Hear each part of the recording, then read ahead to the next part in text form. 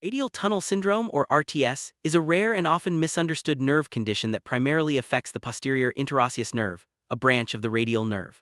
Unlike many nerve compression syndromes, RTS is unique because it causes significant pain in the forearm without the typical signs of muscle weakness or sensory loss.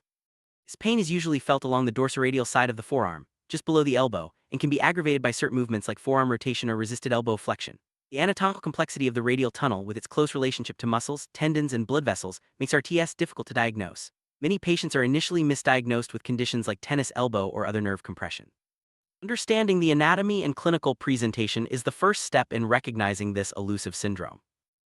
Diagnosing radial tunnel syndrome is challenging because standard tests like MRI and nerve conduction studies are often normal. The diagnosis relies heavily on clinical evaluation, careful history taking, and physical examination. Key features include deep aching pain in the proximal forearm, tenderness over the radial tunnel, and pain provoked by specific maneuvers such as resisted supination.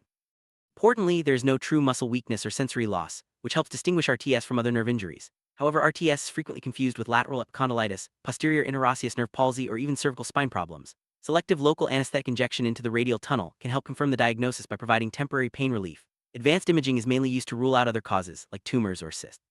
Accurate diagnosis is critical to avoid unnecessary treatments and to guide effective management.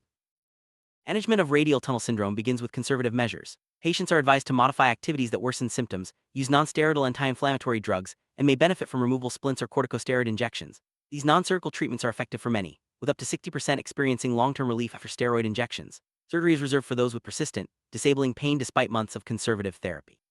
Vertical decompression can help, but recovery is slow and success rates are moderate compared to other nerve entrapments. Complications, though rare, can include recurrence, nerve injury, or infection. The best outcomes are achieved through a multidisciplinary team. Surgeons, neurologists, radiologists, and therapists all play vital roles. Patient education is essential, setting realistic expectations and emphasizing the importance of a team-based approach for optimal recovery.